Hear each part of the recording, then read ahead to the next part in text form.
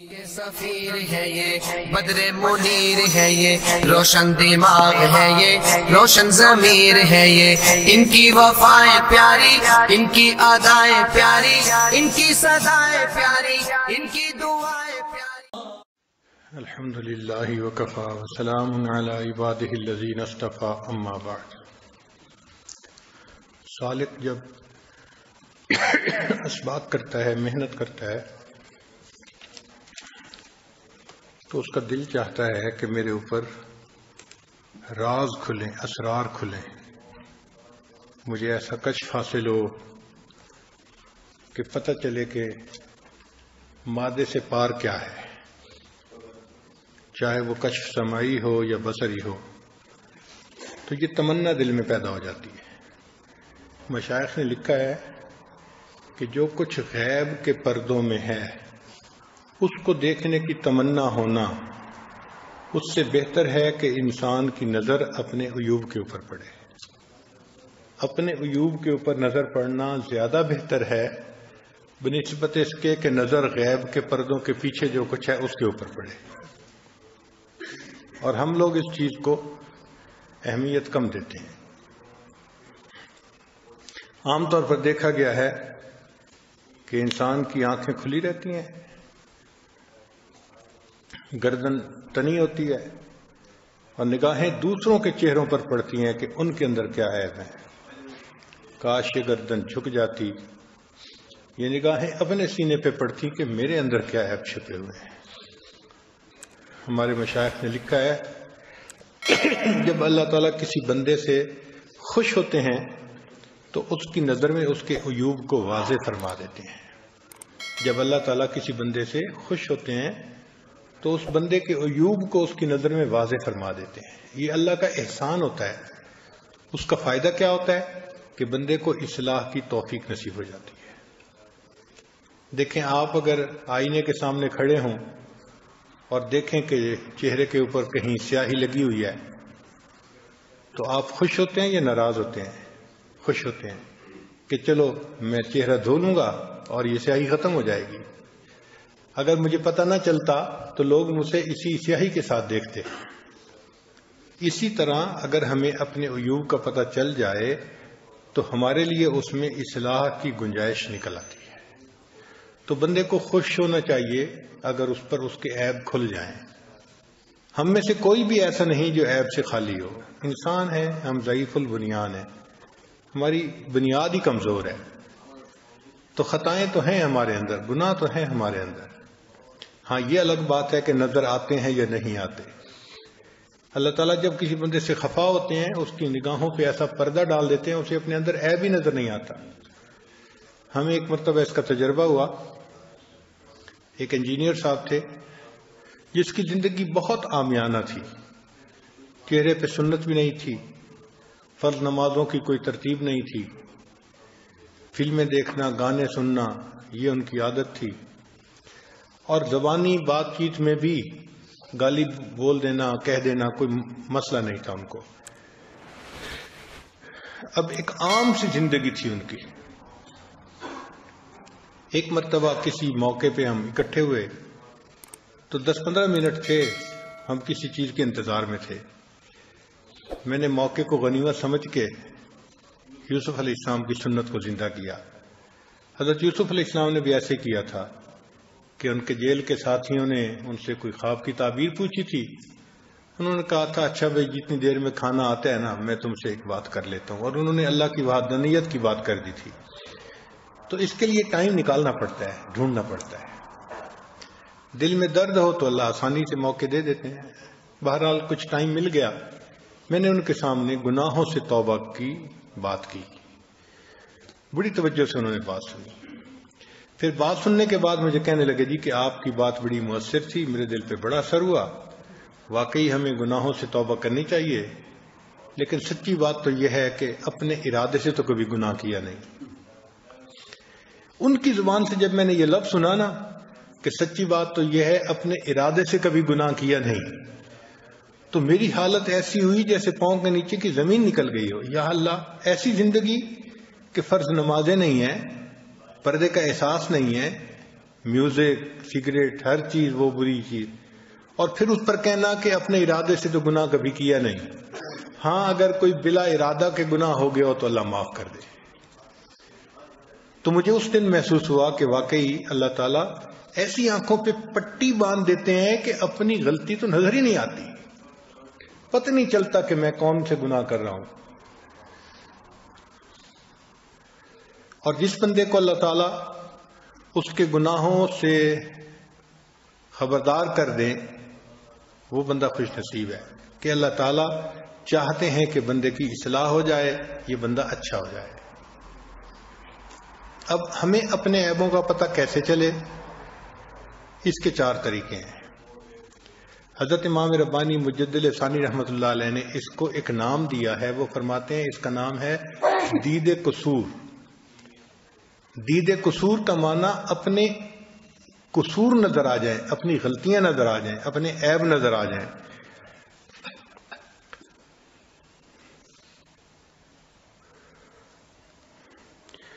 حدیث مبارکہ ہے، خوشخبری ہے اس بندے کے لیے جو لوگوں کی بجائے اپنے عیب تلاش کرنے میں مشغول ہو. طوبیٰ لمن شغلہ عیبہ عن عیوب الناس. مبارک ہو اس بندے کے لیے کہ جو اپنے عیبوں کی تلاش میں لگا رہے اور اس کی وجہ سے لوگوں کے عیب ڈھونڈنے کی اس کو فرصت ہی نہ ہو، ٹائم ہی نہ ہو، سوچے ہی نہیں غیر کے بارے میں.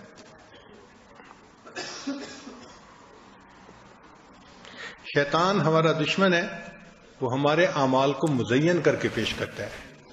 تو ہم اپنے دل میں اپنے عقیدت مند بنے ہوئے ہوتے ہیں، اپنے دل میں اپنے عقیدت مند بنے ہوتے ہیں، ہم تو بڑے اچھے ہیں.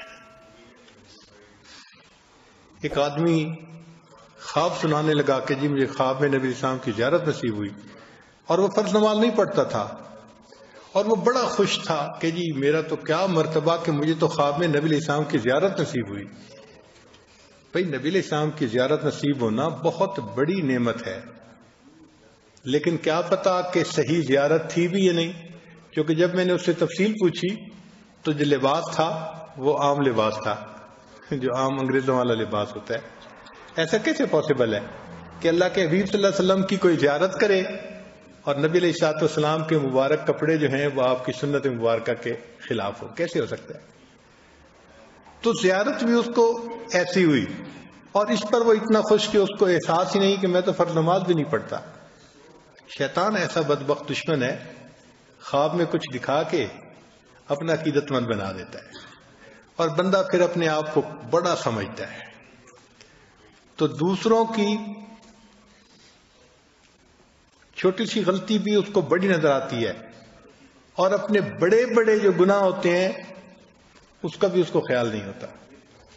عجیب بات ہے کہ انسان دوسرے کی غلطی کا شک ہونے پر اس سے نفرت شروع کر دیتا ہے.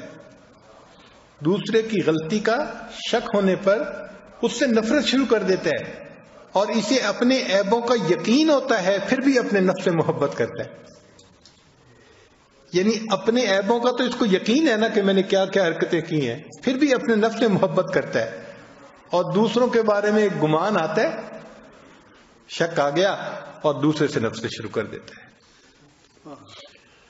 تو اللہ تعالی بندے کے عیب اس کے اوپر کھول دیں، یہ اللہ کی بڑی نعمت ہے. اس کے لیے دعائیں بھی کرنے چاہیے.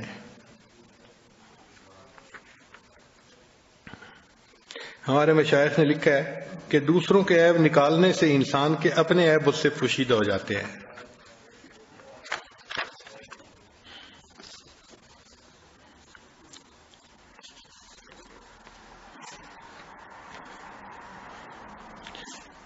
بکر بن عبداللہ رحمۃ اللہ علیہ فرماتے تھے کہ جب تم کسی شخص کو دیکھو کہ وہ لوگوں کے عیبوں کا وکیل بنا ہوا ہے تو جان لو کہ وہ اللہ کا دشمن ہے اور اللہ کی خفیہ تدبیر کا شکار ہے.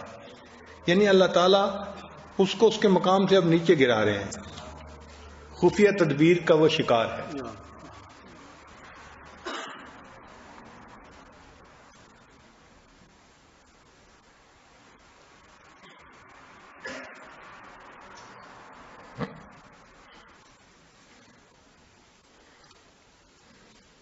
رابعہ ادویہ فرماتی تھیں کہ بندہ جب اللہ کی محبت کو چکھ لیتا ہے اللہ اسے اس کے برے کاموں سے مطلع فرما دیتے ہیں، بس اس وجہ سے وہ دوسروں کے عیبوں میں مشغول نہیں ہوتا۔ اللہ تعالیٰ کے حبیب صلی اللہ علیہ وسلم نے صحابہ کرام کا مزاج ایسا بنایا تھا کہ ہر بندہ اپنے کمزوریوں کو نظر میں رکھتا تھا اور اس کی اصلاح کے لیے فکر مند رہتا تھا۔ چنانچہ حضرت عمر رضی اللہ عنہ فرمایا کرتے تھے کہ جو شخص میرے پاس میرے عیوب کا تحفہ لائے، جو شخص میرے پاس میرے عیوب کا تحفہ لائے میں اس کے لیے مغفرت کی دعا کروں گا۔ یعنی اس کو اپنا محسن سمجھتے تھے کہ کوئی ہمیں ہمارے عیب کے بارے میں بتا دے، غلطی کے بارے میں بتا دے، وہ ہمارا محسن ہے، ہم اس کے لیے بخشش کی دعا کریں گے۔ اور ہماری حالت یہ ہے کہ ہمیں اگر کوئی ہمارے بارے میں بتا دے ہم اس کو دشمن سمجھنے لگ جاتے ہیں۔ میں اسے سمجھوں ہوں دشمن جو مجھے سمجھائے۔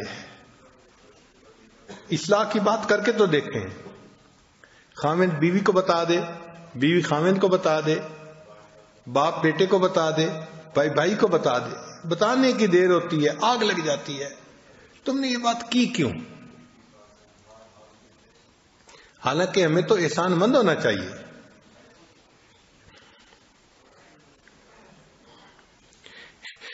امام ربانی مجد ثانی رحمۃ اللہ علیہ اپنے مکتوبات میں لکھتے ہیں کہ بعض سالکین نے لکھا ہے کہ بڑا اچھا انسان وہ ہوتا ہے کہ گناہ لکھنے والے فرشتے کو 20 سال تک اس کا گناہ لکھنے کا موقع نہ ملے۔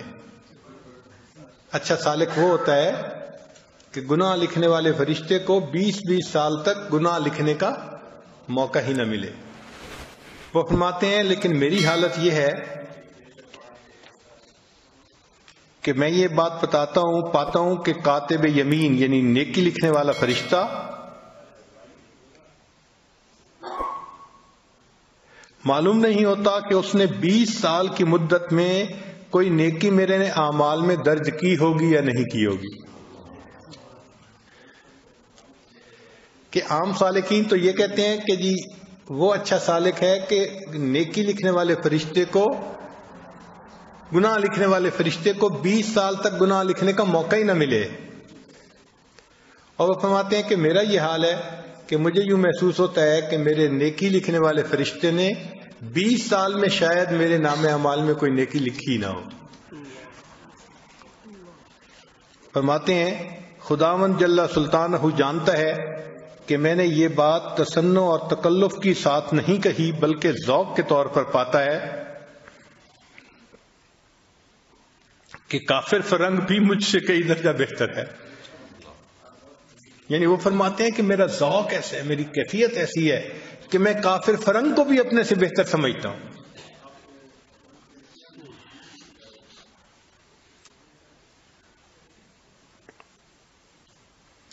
اور اگر اس کی وجہ دریافت کریں تو بندہ جواب سے عاجز نہیں ہے، اور نیز بتری کے ذوق اپنے آپ کو خطاؤں سے گھرا ہوا جانتا ہے اور گناہوں سے بھرا ہوا سمجھتا ہے، اور وہ نیکیاں جو وجود میں آ جاتی ہیں تو کاتب شمال کو ان کے لکھنے کا زیادہ مستحق دیکھتا ہے۔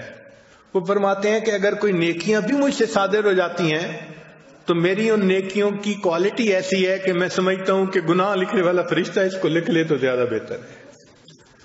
ان کو اپنی نیکیاں بھی نیکیاں نظر نہیں آتی، وہ اس کو بھی گناہ کی طرح سمجھتے ہیں۔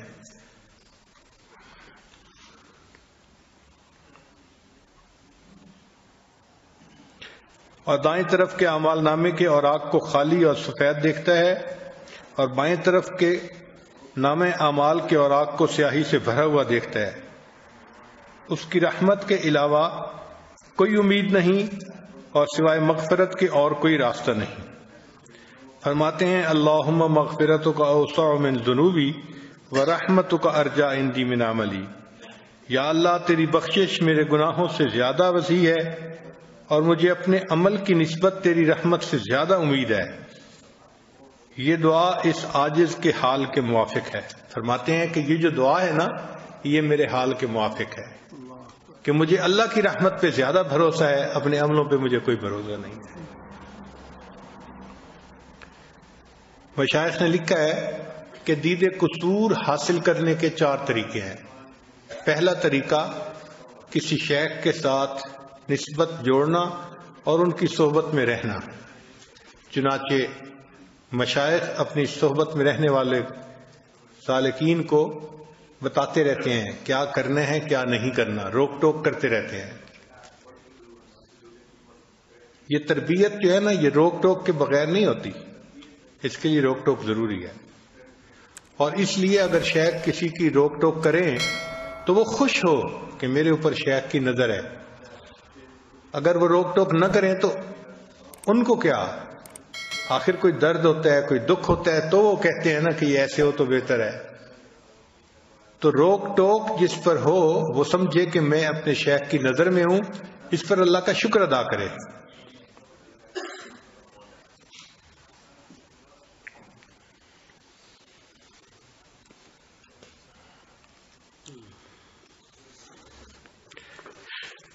چنانچہ صحابہ کرام کی تربیت نبی علیہ السلام نے فرمائی اور تابعین کی تربیت صحابہ کرام نے فرمائی۔ یہ سلسلہ اوپر سے چلا۔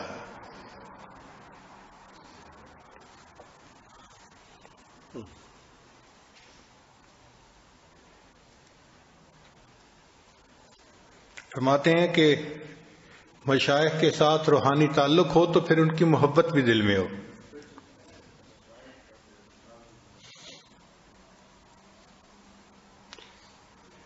اللہ تعالیٰ آپ کو اس محبت پر ثابت قدم رکھے، اس محبت کو دنیاوی اور اخروی سعادتوں کا سرمایہ جان کر حضرت حق سبحانہ و تعالیٰ کے حضور میں استقامت اور مدامت کی دعا کرنی چاہیے۔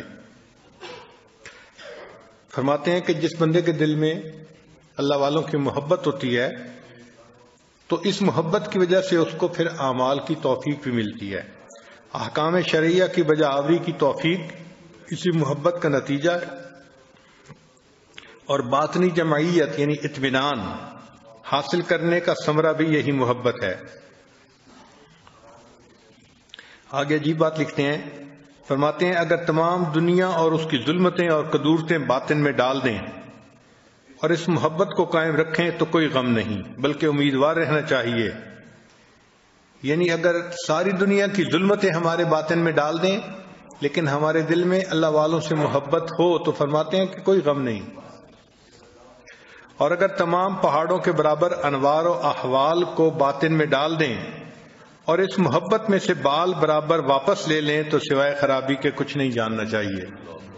پہاڑوں برابر انوار و برکات ہمیں دے دیں اور اس محبت میں سے بال برابر واپس لے لیں تو فرماتے ہیں کہ اس میں ہم خرابی کے سوا اور کچھ نہیں جانتے۔ آگے فرماتے ہیں کہ اپنے شیخ کے پاس عاجزی اور نیاز مندی کے ساتھ دل و دماغ خالی کر کے آنا چاہیے۔ یعنی جب آدمی آئے تو نیت یہ کرے کہ مجھے اپنی اصلاح چاہیے، میں خطا کا پتلا ہوں، میں انسان بننے کے لیے آیا ہوں، یہ طبیعت یہ دل میں لے کے آئے۔ اور اگر پہلے ہی گھمنڈ ہو اپنے علم پر اور اپنے ذکر پر تو پھر اس کو کیا ملے گا؟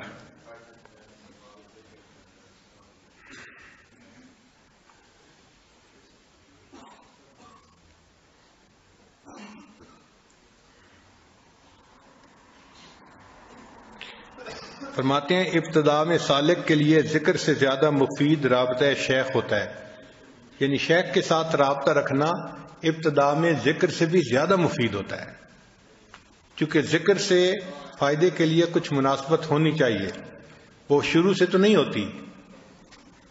تو شیخ کے ساتھ تعلق سے وہ مناسبت پیدا ہو جائے گی، پھر ذکر سے فائدہ زیادہ ہوگا۔ حضرت خواجہ احرار رحمۃ اللہ علیہ فرمایا کرتے تھے، سایہ رہبر بے است از ذکر حق، کہ صحبت شیخ ذکر سے زیادہ بہتر ہے۔ پھر دوسرا طریقہ کہ انسان کسی نیک بندے کو اپنا دوست بنا لے اور اس کو کہے کہ بھئی آپ میرے اندر کوئی غلطی دیکھیں تو مجھے بتا دیا کریں۔ تو نیک دوست جو ہے وہ بھی انسان کو اس کے غلطیوں کی نشاندہی کرتا رہتا ہے۔ چنانچہ صحابہ رضی اللہ تعالیٰ نے ایک دوسرے سے دوستی اسی نسبت سے کی ہوتی تھی کہ بھئی میں اگر کوئی بات دیکھوں گا تو آپ کو بتاؤں گا، آپ دیکھیں تو مجھے بتا دینا۔ سیدنا عمر رضی اللہ عنہ نے سیدنا سلمان فارسی رضی اللہ عنہ کے پاس تشریف لے جا کر اپنے عیبوں کے بارے میں پوچھا۔ حضرت سلمان فارسی رضی اللہ عنہ سے اپنے عیبوں کے بارے میں پوچھا۔ جب وہ آپ کے پاس حاضر ہوئے تو فرمایا، کیا آپ تک میری کوئی ایسی بات پہنچی ہے جو آپ کو ناپسند ہو؟ انہوں نے بتانے سے معذرت کر لی، لیکن آپ نے اصرار فرمایا۔ حضرت سلمان فارسی نے فرمایا، مجھے یہ بات پہنچی ہے کہ آپ دسترخوان پہ 2 سالن جمع فرماتے ہیں اور آپ کے پاس کپڑوں کے 2 جوڑے ہیں، ایک رات کا اور دوسرا دن کا۔ فرمایا، اس کے علاوہ بھی کوئی بات پہنچی؟ انہوں نے عرض کیا، نہیں، اس کے سوا کوئی بات نہیں پہنچی۔ حضرت عمر فاروق امیر المومنین تھے، انہوں نے فرمایا، جہاں تک ان 2 باتوں کا تعلق ہے تو اس سے تسلی رکھیے۔ یعنی چونکہ وہ مہمانوں کے ساتھ کھانا کھاتے تھے تو اس لیے ایک سے زیادہ کھانے کے مطلب دسترخوان پہ ہو جاتے تھے، تو یہ کوئی ایسی چیز نہیں تھی کہ جس میں کوئی تکبر ہو یا اونچا پن ہو یا کوئی اور ایسی چیز ہو۔ وہ کرتے تھے تو اس کو اللہ کی رضا کے لیے کیا کرتے تھے۔ تو اس سے پتہ چلا کہ صحابہ رضی اللہ عنہم بھی ایک دوسرے سے جو دوستی کرتے تھے تو اس کی بنیاد یہ ہوتی تھی کہ آپ مجھے میری غلطیوں کے بارے میں بتائیں، میں آپ کو آپ کی غلطیوں کے بارے میں بتاؤں گا۔ تیسرا طریقہ ہے دشمن اور حاسدین کی زبان سے معلوم کرنا۔ اللہ اکبر کبیرہ۔ جہاں جتنا اللہ تعالیٰ فضل و کمال کا معاملہ کرتے ہیں وہاں اتنے حاسدین زیادہ ہوتے ہیں۔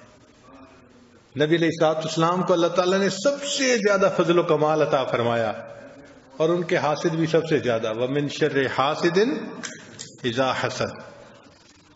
امام اعظم ابو حنیفہ رحمۃ اللہ علیہ کو اللہ تعالیٰ نے سب سے زیادہ کمال عطا فرمایا اور ان کے حاسدین بھی سب سے زیادہ۔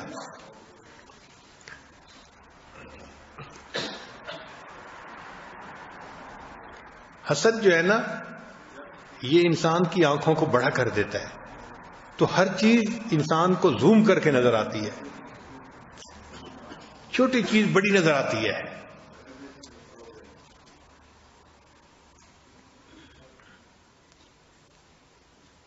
حضرت مولانا رشید احمد گنگوئی رحمۃ اللہ علیہ اپنی آخری عمر میں نابینا ہو گئے تھے، یعنی بینائی چلی گئی تھی۔ جیسے موتی آ جاتے ہیں نا آنکھوں پہ عمر کے ساتھ ساتھ، تو پھر بینائی چلی جاتی ہے۔ تو اس وقت حضرت اپنے ایک شاگرد سے آنے والی ڈاک پڑھوایا کرتے تھے، خطوط پڑھوایا کرتے تھے اور سنا کرتے تھے۔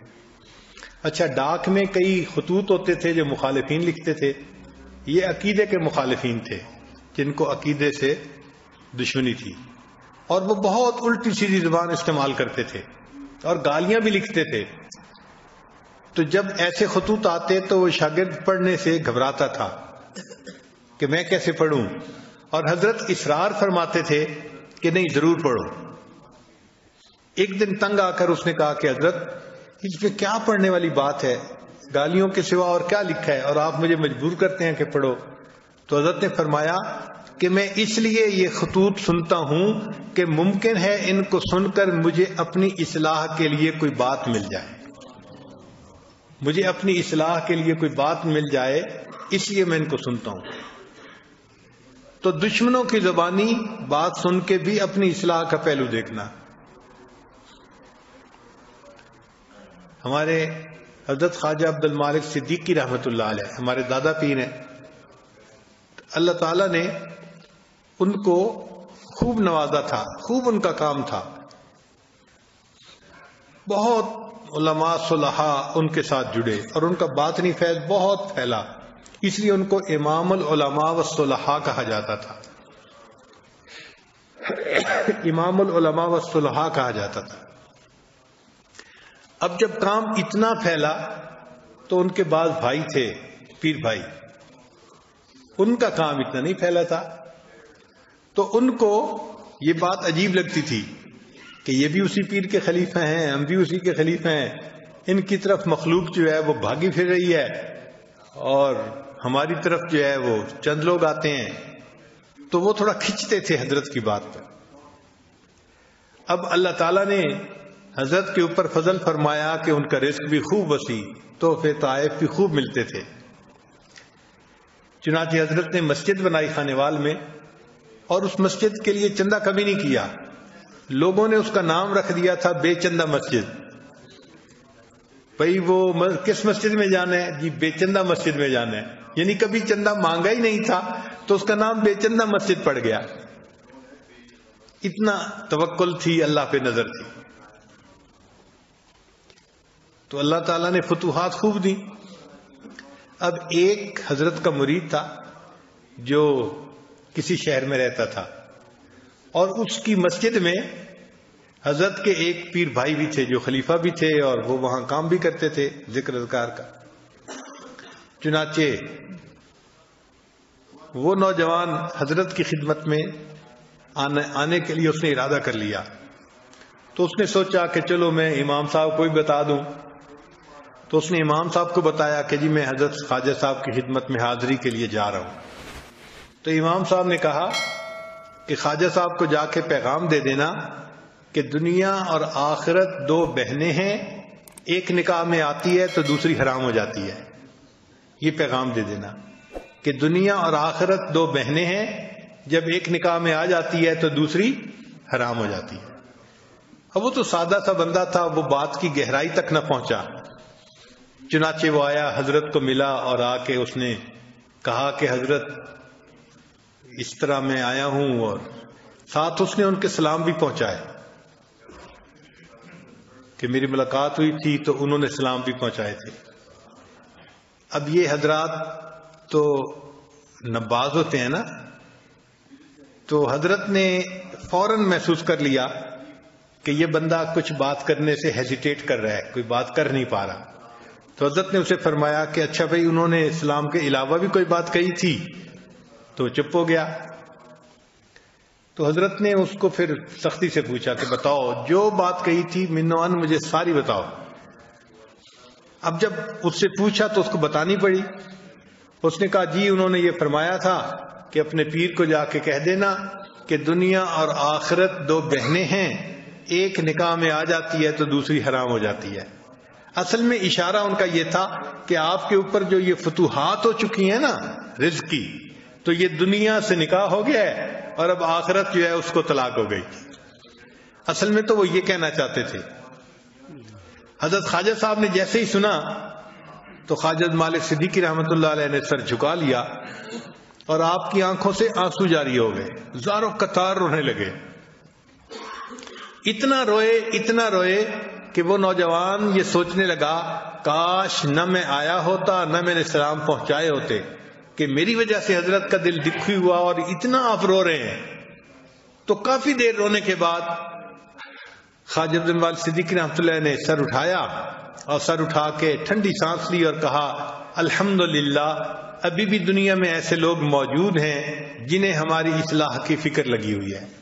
الحمدللہ ابھی بھی دنیا میں ایسے لوگ موجود ہیں کہ جن کو ہماری اصلاح کی فکر لگی ہوئی ہے. کوئی ہم جیسا ہوتا تو کہتا کہ ان سے ہضم نہیں ہوتا، اور اللہ نے تو فتوحات ہم پر کی ہیں، اور ان کو جو ہے نا درد ہوتی ہے، مروڑ اٹھتا ہے، فلاں ہوتا ہے، پتہ نہیں کیا کیا باتیں کرتے. لیکن حضرت نے فرمایا کہ الحمدللہ ابھی بھی ایسے لوگ دنیا میں موجود ہیں جن کو ہماری اصلاح کی فکر لگی ہوئی ہے. تو ہمارے اکابرین حاسدوں اور مخالفوں کی باتوں سے بھی اپنے لیے اصلاح کا پہلو نکال لیا کرتے تھے.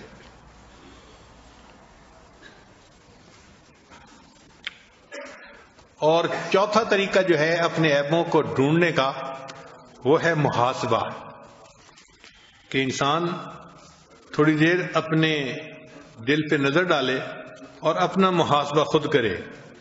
اس لیے فرمایا حاسبو قبل ان تحاسبو، تم اپنا محاسبہ کرو اس سے پہلے کہ تمہارا محاسبہ کیا جائے. تو ہم اپنا محاسبہ خود کریں.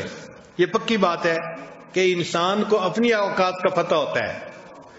بل الانسان علی نفسہ بصیرہ ولو القی معاذیرہ، بندے کو اپنی اوقات کا پتہ ہوتا ہے، دوسروں کے سامنے جو مرضی کرتا پھرے. اس لیے کبھی کبھی انسان آنکھوں کو بند کرے اور اپنے سینے پہ نظر ڈالے اور پوچھے کہ بھئی میں کس پانی میں ہوں. دل وہ گواہ ہے جو کبھی رشوت قبول نہیں کرتا، ہمیشہ سچی گواہی دیتا ہے. دل بتا دیتا ہے کہ تیری اوقات یہ ہے، تو لوگوں کے سامنے جو مرضی بنتا پھرے، تیرا یہ معاملہ ہے. تو انسان کو اپنی اوقات کا پتہ چل جاتا ہے. تو ہمیں روزانہ کوئی نہ کوئی وقت ایسا نکالنا چاہیے، چند منٹ صحیح، مگر اس وقت میں ہم اپنے باطن پہ نظر ڈالیں. وفی انفسکم افلا تبصرون، ہم اپنے اندر بھی تو نظر ڈالائیں نا. ہمارے پاس کیوں آنکھیں نہیں ہیں کہ ہم اپنے من پہ نظر ڈالیں؟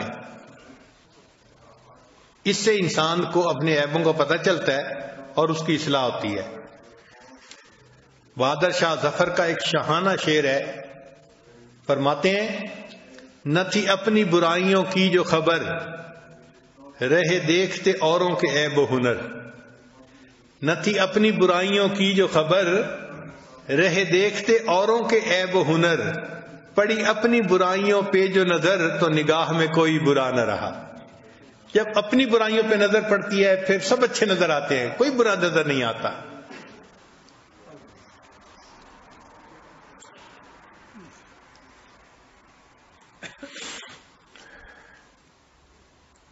چنانچہ حضرت مجدد ثانی رحمۃ اللہ نے لکھا ہے کہ سالک کو چاہیے کہ ہر کسی کو اپنے سے بہتر سمجھے.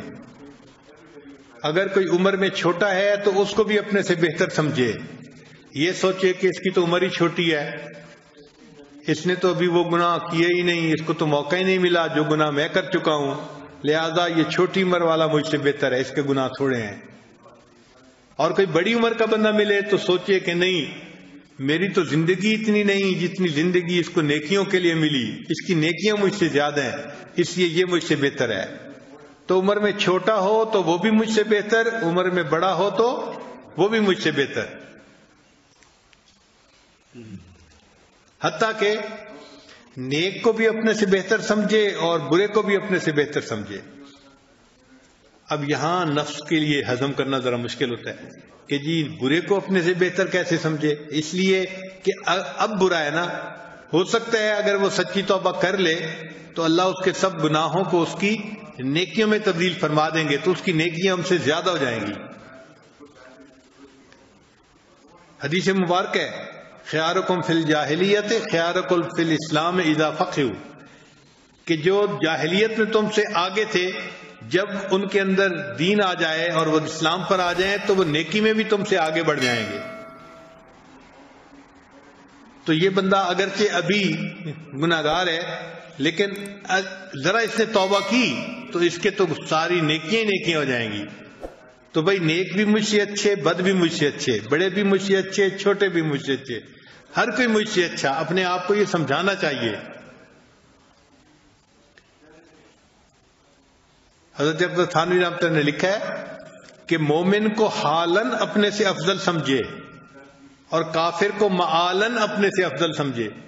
کہ اگر یہ کافر توبہ کر لے گا، کلمہ پڑھ لے گا تو الاسلام یہدم ما کان قبلہ، کلمہ پڑھنے سے زندگی کے پچھلے سب گناہ معاف ہو جاتے ہیں، تو یہ مجھ سے افضل ہو جائے گا. اور سچی بات تو یہ ہے کہ اگر ہم غور کریں نا تو جانور بھی ہم سے اچھے ہیں. سچی بات ہے، 100% پکی بات کر رہا ہوں، جانور بھی ہم سے اچھے. جانور اپنے مالک کے زیادہ وفادار ہوتے ہیں، ہم اپنے رب کے اتنے وفادار نہیں ہیں. آپ ایک کتے کو دیکھیں، یعنی ایک جانور ہے جس کو حقارت کی نظر سے دیکھا جاتا ہے. مالک بیٹھا کھانا کھا رہا ہوتا ہے اور وہ دور جوتوں کے پاس آ کے بیٹھ جاتا ہے. حالانکہ طاقت ہوتی ہے اس کے اندر، اگر وہ جھپٹا لگائے تو کھانا چھین کے جا سکتا ہے، مگر ایسا نہیں کرتا. چھوٹا بچہ کھانا کھا رہا ہے نا تو کتا چھوٹے بچے سے بھی کھانا نہیں چھینے گا، بس دور بیٹھ کے مسکینوں والی نظروں سے اس کو دیکھتا رہے گا کہ شاید یہ کھانے کے بعد ہڈی میری طرف پھینک دے. تو کتا اپنے مالک کا زیادہ وفادار، احسان مند. ہم اپنے مالک کے اتنے احسان مند نہیں ہیں. کتابوں میں واقعہ لکھا ہے، ایک پروفیسر تھا، ایک شہر میں رہتا تھا اور دوسرے شہر میں اسکول میں پڑھانے کے لیے جاتا تھا. اس نے کتا پالا ہوا تھا، چنانچہ وہ صبح اسکول جاتے ہوئے کتے کو ساتھ لے کے جاتا تھا اور ٹرین پہ بیٹھ کے اسکول چلا جاتا تھا. پھر جب شام کو آنے کا وقت ہوتا تھا تو کتا اس کو لینے کے لیے خود ہی اسٹیشن پہ پہنچ جاتا تھا، اور جب وہ واپس آتا تھا تو ٹرین سے اترتے ہی کتا اس کو لے کے واپس گھر آتا تھا۔ یہ ان کا معمول کچھ سال رہا۔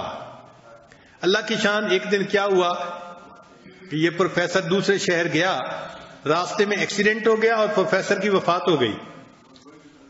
اب کتے کو کیا پتا کہ کیا ہوا ہے، وہ تو اس کو صبح چھوڑ کے آیا تھا، تو کتا شام کو پھر پہنچ گیا اس کو لینے کے لیے۔ اب ٹرین سے سینکڑوں لوگ اترے لیکن وہ پروفیسر نہیں اترا، تو کتا سمجھا کہ شاید آج میرا مالک نہیں آیا، شاید کل آ جائے، تو اگلے دن پھر آیا اپنے مالک کو لینے کے لیے۔ 9 سال تک کتا روزانہ شام کے وقت ٹرین کے پاس آتا کہ شاید میرا مالک آ گیا ہو، اور اپنے مالک کے انتظار میں بیٹھتا۔ 9 سال تک اپنے مالک کا انتظار کیا۔ ایک کتا اپنے مالک کا اتنا وفادار ہے، کیا ہم بھی اپنے مالک کے اتنے وفادار ہیں؟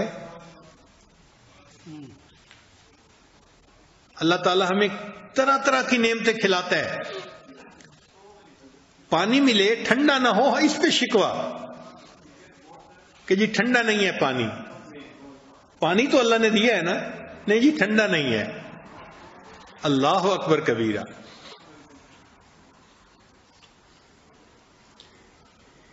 ہم چھوٹے ہوتے تھے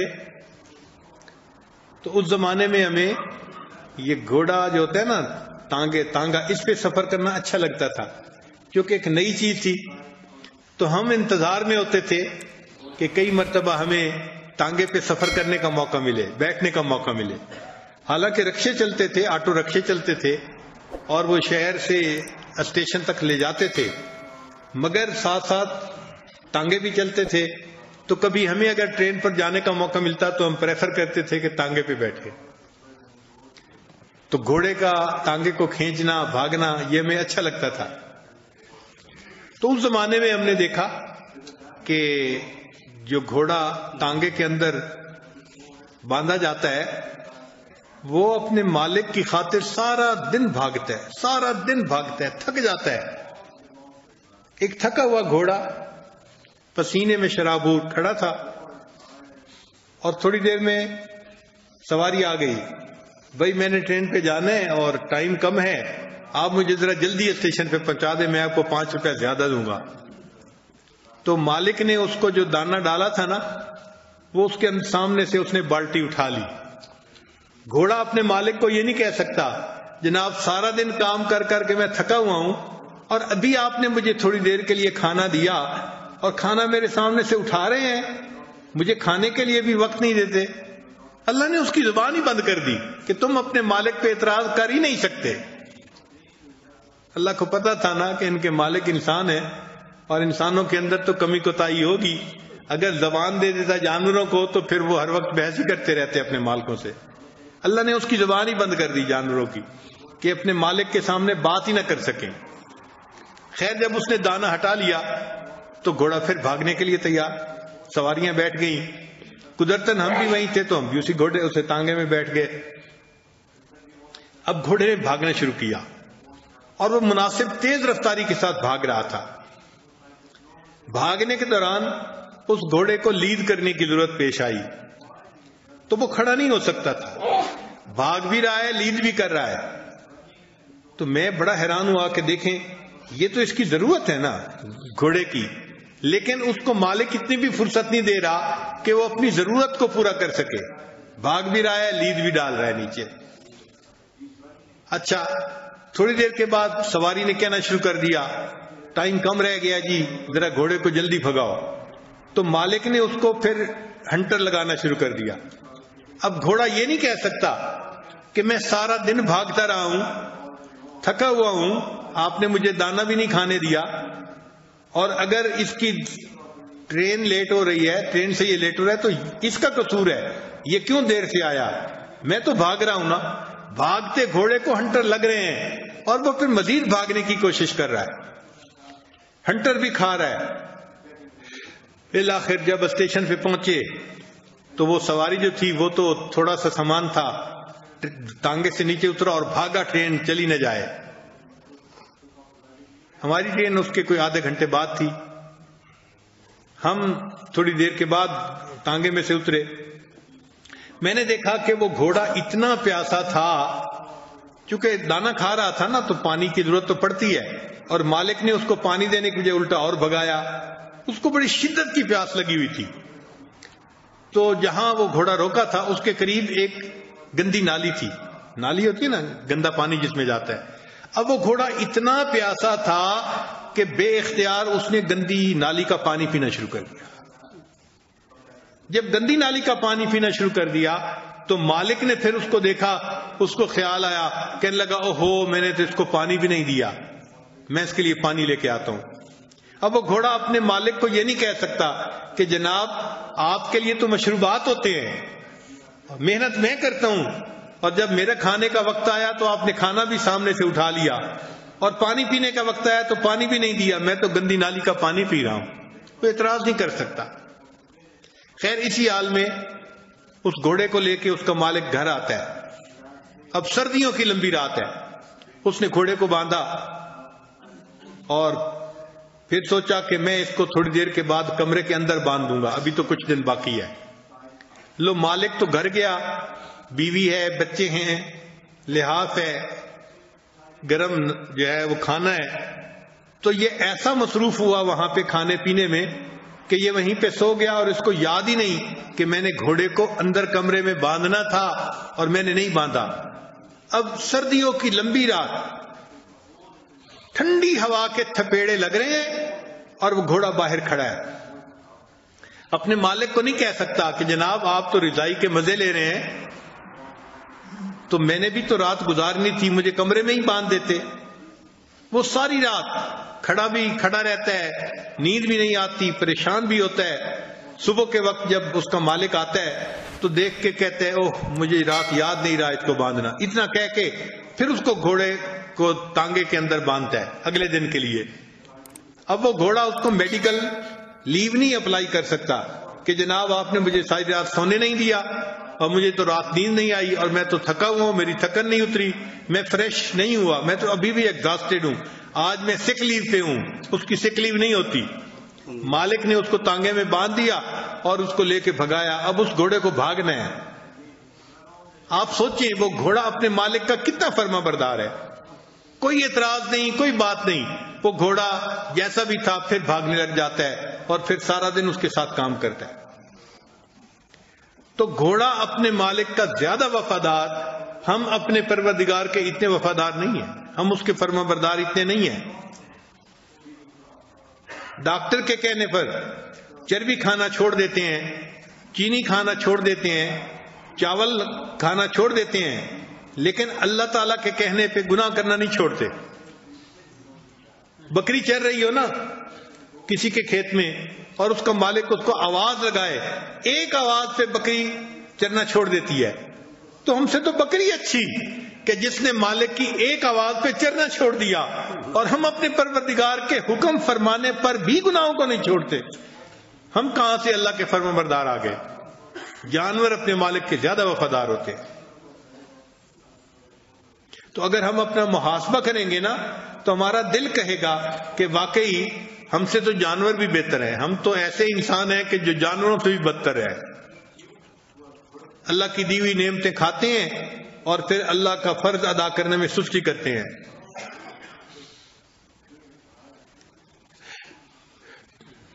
پہلے زمانے میں جہاد کے لیے گھوڑے پالے جاتے تھے. چنانچہ جو بندہ گھوڑا پالتا تھا تو گھوڑا پہچانتا تھا اس بات کو کہ میرے مالک نے مجھے کسی خاص وقت کے لیے پالا ہوا ہے، مجھے کھلاتا ہے، پلاتا ہے، مجھے اس نے رکھا ہوا ہے. چنانچہ جب جہاد کا وقت آتا تھا تو مالک اس گھوڑے کے اوپر بیٹھ کر دشمن کے سامنے جاتا تھا. تو آمنے سامنے دشمن کی صفیں ہوتی تھیں. اب دشمن کی صفیں آمنے سامنے ہیں، گھوڑا دیکھ رہا ہے کہ سامنے ہزاروں گھوڑے دشمن کے بھی موجود ہیں اور لوگ اس پر بیٹھے ہیں اور ان کے ہاتھ میں تیر ہے، نیزے ہیں اور تلواریں ہیں. گھوڑا سمجھ جاتا ہے کہ اب یہ مجھے بھگائے گا اور میں سامنے جاؤں گا تو میرے جسم میں بھی تیر لگیں گے، میرے جسم میں بھی جو ہے وہ نیزہ لگے گا، تلوار کے زخم آئیں گے. تو اگر وہ اپنی جان بچانا چاہے تو وہ بھاگ کے وہاں سے چلا جائے، مگر گھوڑا یہ جانتے ہوئے کہ اب میرے اوپر نادر وقت ہے کھڑا ہوتا ہے، اور جب اس کا مالک اس کو اشارہ کرتا ہے تو وہ گھوڑا پیچھے نہیں بھاگتا، اپنی جان بچانے کے لیے آگے بھاگتا ہے۔ اب سامنے دشمن تیروں کی بارش برسا دیتا ہے اور وہ تیر اس کے ماتھے پہ لگتے ہیں، اس کے جسم میں لگتے ہیں، اس کے جسم سے خون نکل رہا ہوتا ہے، گھوڑا رکتا نہیں ہے، بھاگتا چلا جاتا ہے۔ وہ گھوڑا پہچانتا ہے میرے مالک نے مجھے پالا اس لیے تھا، آج مجھے اپنی وفا دکھانے کا وقت ہے، میں پیچھے نہیں ہٹوں گا، میں مالک کے اشارے کے اوپر عمل کر کے دکھاؤں گا۔ چنانچہ یہ دشمن کی صفوں کو چیرتا چلا جاتا ہے اور اپنی تکلیف کا خیال نہیں کرتا۔ یہ ایک جانور ہے، جب اس نے اپنے مالک کے ساتھ ایسی وفا دکھائی، اللہ تعالیٰ کو اتنا پیار آیا اس گھوڑے کے اوپر کہ اس گھوڑے کے پاؤں سے جو مٹی اڑ رہی تھی، اللہ نے قرآن پاک میں اس مٹی کی قسمیں کھائی، فرمایا وَالْعَادِيَاتِ ضَبْحًا فَالْمُورِيَاتِ قَدْحًا فَالْمُغِيرَاتِ صُبْحًا۔ اللہ اس کے قدموں سے لگ کر اڑنے والی مٹی کی قسمیں کھا رہے ہیں۔ گھوڑے تو نے اتنی وفا دکھائی اپنے مالک کے ساتھ، مجھے تیرے قدموں سے لگ کے اڑنے والی مٹی کی میں قسمیں کھا رہا ہوں۔ احکم الحاکمین۔ تو سچی بات تو یہ ہے کہ اگر ہم غور کریں تو ہم سے تو جانور زیادہ بہتر ہے، ہم تو جانوروں سے بھی گئے گزرے ہیں۔ کاش کہ اللہ تعالی ہمیں صحیح معنوں میں انسان بننے کی توفیق عطا فرمائے تاکہ ہم گناہوں کو چھوڑ کر نیکیوں والی زندگی کو اپنائیں۔ قیامت کا دن ہوگا، مفسرین نے لکھا ہے کہ کچھ جانور بھی جنت میں جائیں گے۔ انہوں نے 8 جانوروں کی لسٹ لکھی ہے، ان میں ایک اصحاب کہف کا کتا بھی جنت میں جائے گا۔ اب سوچیں، کتا جنت میں جا رہا ہوگا اور ہم انسانوں کی شکل والے جہنم کی طرف کھینچ کے لے جائے جا رہے ہوں گے، تو اس وقت کتا کہے گا نا کہ تم مجھے حقارت کی نظر سے دیکھتے تھے اور میرا نام تو گالی بن گیا تھا، تم کسی کو گالی دینا چاہتے تھے تو اس کو کتا کہتے تھے، مگر میں تو سمجھدار نکلا، میں نے اللہ والوں کے قدم جو ہے نا ان کے ساتھ اپنے آپ کو لگا دیا، دیکھو کتا ہونے کے باوجود میں آج جنت کے اندر داخل ہو رہا ہوں اور تم انسان اپنے آپ کو کہلانے والے آج جہنم کے اندر اوندے منہ گرائے جا رہے ہو۔ حضرت عزیر علیہ السلام کا گدھا بھی جنت میں جائے گا، مفسرین نے لکھا ہے، تو گدھا بھی کہے گا کہ میرا نام تو گالی تھا، تم کسی کو کہنا چاہتے تھے حقارت سے تو کہتے تھے گدھے، بات ہی سنتا، آج میں وہ گدھا ہو کے دیکھو جا رہا ہوں، بے عقل ہو کے جنت میں جا رہا ہوں، اور تم اتنی عقل رکھنے والے، یونیورسٹیوں میں پڑھنے والے، ڈگریاں کرنے والے، آج تم جہنم میں جا رہے ہو، تم نے اپنی عقل سے کیا فائدہ اٹھایا؟ تو اللہ تعالی ہمیں سمجھ دے تاکہ ہم اپنے مالک کے احسانات کو پہچانیں اور اللہ تعالیٰ کی فرما برداری والی زندگی گزاریں۔ اللہ تعالیٰ ہمیں ہمارے عیوب سے مطلع فرمائے اور ان عیوب کی اللہ تعالیٰ اصلاح کی توفیق عطا فرمائے۔ وآخر دعوانا ان الحمد للہ رب العالمین۔ تھوڑی دیر مراقبہ کر لیجیے۔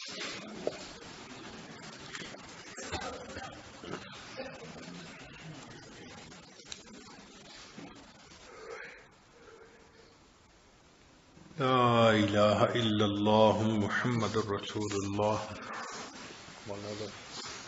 سبحان ربی العلی الوہاب، اللہم صلی علی سیدنا محمد وعلی آل سیدنا محمد وبارک وسلم۔ ربنا ظلمنا انفسنا وان لم تغفر لنا وترحمنا لنکونن من الخاسرین۔ اے اللہ، ہم آپ کے عاجز مسکین بندے ہیں، اللہ ہمارے گناہوں کو معاف فرما، ہماری خطاؤں سے درگزر فرما، ہمارے عیبوں کی پردہ پوشی فرما، اللہ برے دن سے محفوظ فرما، اللہ بری رات سے محفوظ فرما، میرے مالک برے کاموں سے محفوظ فرما، اے اللہ ہمیں برے انجام سے محفوظ فرما۔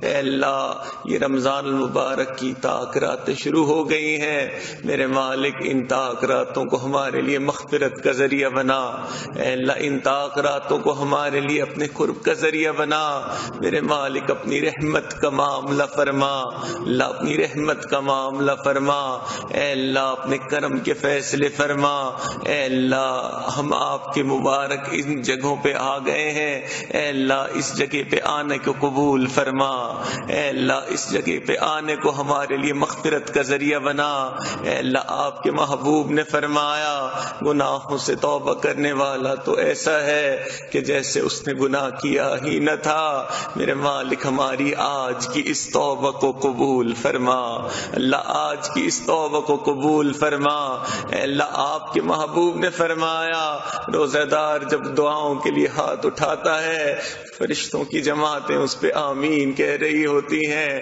میرے مالک ہم آپ کو آپ کے ان فرشتوں کی آمین کا واسطہ دیتے ہیں، اللہ ہمارے حال پر رحم فرما، اللہ ہمارے حال پر رحم فرما، اللہ جو گناہ دن میں کیے انہیں معاف فرما، اللہ جو گناہ راتوں میں کیے انہیں معاف فرما، اللہ جو گناہ چھپ کے کیے اللہ ان گناہوں کو بھی معاف فرما، اور اے اللہ جو گناہ محفلوں میں کیے اللہ ان گناہوں کو بھی معاف فرما، اللہ جو گناہ یاد ہیں میرے مالک ان گناہوں کو بھی معاف فرما، اور اے اللہ جو گناہ کر کے بھول گئے میرے مالک ان گناہوں کو بھی معاف فرما، اے اللہ تیرے کمزور بندے ہیں اپنی کمزوری کا اعتراف کرتے ہیں، اللہ رات توبہ کرتے ہیں صبح توبہ توڑ بیٹھتے ہیں، اللہ صبح توبہ کرتے ہیں رات پھر توڑ بیٹھتے ہیں، میرے مالک ہمارے حال پر رحم فرما، اللہ ہمارے حال پر رحم فرما، اللہ تیرے نیک بندے اس مبارک مہینے میں نیکیاں اکٹھے کرتے ہیں، اللہ ہم تیرے وہ گناہگار بندے ہیں جو اس مہینے میں بھی گناہ اکٹھا کر رہے ہوتے ہیں، میرے مالک ہمارے حال پر رحم فرما، اللہ ہمارے حال پر رحم فرما، اے اللہ اس مبارک مجلس کو ہمارے لیے اصلاح کا ذریعہ بنا، اللہ مغفرت کا ذریعہ بنا، اے اللہ آپ کے محبوب نے فرمایا 100 لوگوں کا قاتل تھا نیکوں کی بستی کی طرف جا رہا تھا، توبہ بھی نہیں کی تھی، توبہ کی نیت لے کے جا رہا تھا، راستے میں فوت ہو گیا، آپ نے تو اس کو بھی معاف کر دیا، اے اللہ ہم تو نیکی کی بستی میں پہنچ گئے ہیں، اے اللہ رحم فرما، اللہ رحم فرما، میرے مالک رحم فرما، اللہ اٹھے ہوئے ہاتھوں کی لاج فرما، اللہ اٹھے ہوئے ہاتھوں کی لاج فرما، اللہ میں نیک نہ بن سکا اللہ تیرے نیکوں میں آ کے بیٹھ گیا ہوں، اللہ نیک نہ بن سکا اللہ تیرے نیکوں میں آیا بیٹھا ہوں، اللہ ان نیکوں کی برکت سے ہمارے حال پر بھی رحم فرما، اللہ ان نیکوں کی برکت سے ہمارے دلوں کو بھی صاف فرما، اللہ ان نیکوں کی برکت سے ہماری اصلاح کا بھی راستہ ہموار فرما، اے اللہ ہمیں بھی دید قصور نصیب فرما، اے اللہ ان مجالسوں کو ہمارے لیے اے اللہ مغفرت کا ذریعہ بنا، اللہ نجات کا ذریعہ بنا، اللہ توبہ کا ذریعہ بنا، میرے مالک اخلاق نبوی حاصل کرنے کا ذریعہ بنا، اللہ ذکر کی کثرت حاصل کرنے کا ذریعہ بنا، اے اللہ گناہوں سے چھٹکارے کا ذریعہ بنا، اے اللہ اپنی رحمت کا سایہ عطا فرما، اے اللہ ہمیں ہمارے مشائخ کی قدر کی توفیق عطا فرما، اللہ ناقدری سے محفوظ فرما، اے اللہ اپنی رحمت کا معاملہ فرما، اے اللہ اپنی رحمت کا معاملہ فرما، اے اللہ ہمارے حضرت پر اپنی خاص رحمتیں برکتیں نازل فرما، اے اللہ ہمیں ان کے مبارک فیض مستفیض ہونے کی توفیق عطا فرما، اے اللہ ان کے مبارک فیض کو پورے عالم میں اے اللہ ان کو پورے عالم کو روشن فرما، میرے مالک اپنی رحمت کا معاملہ فرما، اللہ جو مانگا وہ بھی عطا فرما، اے اللہ جو مانگنا چاہیے تھا نہیں مانگ سکے اللہ وہ بھی عطا فرما، ربنا تقبل منا انک انت السمیع العلیم تب علینا انک انت التواب الرحیم، وصلی اللہ تعالی علی حبیبہ سیدنا محمد وعلی آلہ واصحابہ اجمعین برحمتک یا ارحم الراحمین۔